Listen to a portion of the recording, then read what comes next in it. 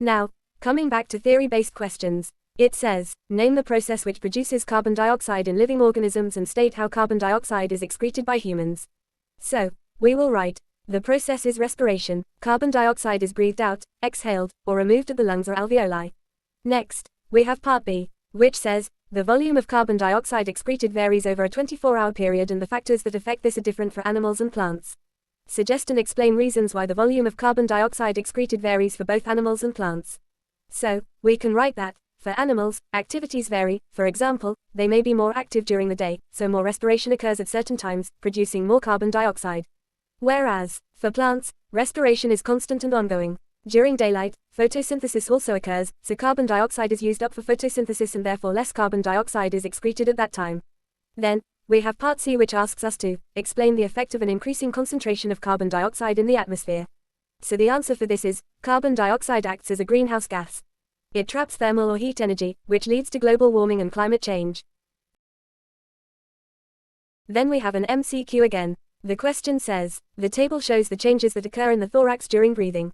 Which changes occur during inspiration? The table lists the following, and they have given us these options. Now, let's analyze them. During inspiration, the diaphragm contracts and flattens, the external intercostal muscles contract to lift the ribs, the internal intercostal muscles relax, and the pressure in the thorax falls, allowing air to flow into the lungs. And by looking at the table, this matches option A. So, the correct answer is A. Then, the next question says, when the volume of the thorax increases, the pressure in the thorax is lowered. This results in air being taken into the body. How is the volume of the thorax increased so that air is breathed in? And these are the options given. Now, we know that during inspiration, the diaphragm contracts and flattens, while the external intercostal muscles contract to lift the ribs. This increases the volume of the thorax and lowers the pressure, allowing air to enter the lungs. Comparing this with the options, the correct answer is A. Again, we have a theory-based question here. The question says, the lungs are part of the human gas exchange system. Breathing moves air into and out of the lungs. Now part A asks us to match parts of the human gas exchange system to their functions. So the correct matches are, intercostal muscles, change volume of thorax. Then, goblet cells, they release mucus. Alveoli's job is to exchange gases. Cilia has to remove pathogens. And, trachea is responsible for carrying air to bronchi.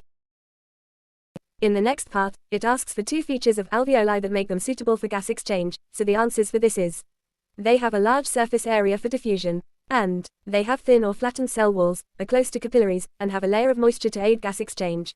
Next we have part B, which focuses on gas exchange and how it changes the percentages of gases in the lungs.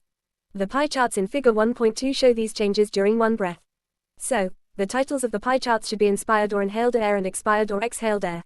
And the key for the gases has to clearly show the main gases in air, like nitrogen stays mostly the same, oxygen decreases in expired air, carbon dioxide increases, and other gases are grouped together for simplicity. This helps compare inspired and expired air easily. Back to paper 1 questions. The question asks, out of all the options, which cells in the gas exchange system produce mucus? And the correct answer is B, goblet cells. Because, goblet cells are specialized to produce and secrete mucus, which traps dust, pathogens, and other particles, protecting the lungs.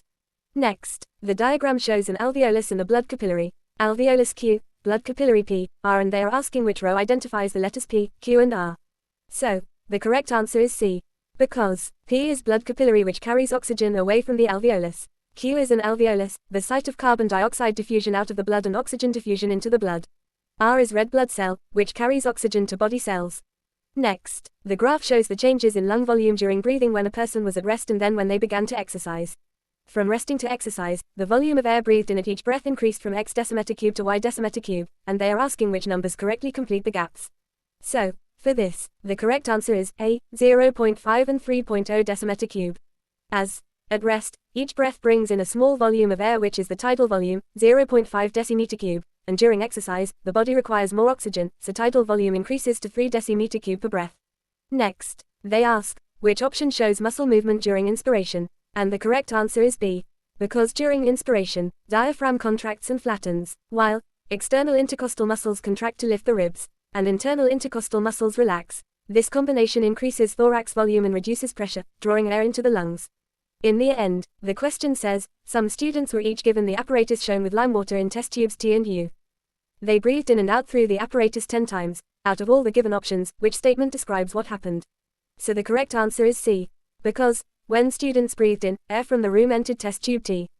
Room air has very little carbon dioxide, so the lime water remained clear. When they breathed out, air from their lungs bubbled through lime water, which would turn cloudy due to the carbon dioxide, but this was not part of the selected correct option scenario. So, that wraps up our past paper practice for Chapter 9 from recent years. You can try solving more topical questions online to reinforce your learning. We've now completed all 9 chapters together, and I hope you've understood everything clearly. Thank you for watching, and I'll be back soon with another video.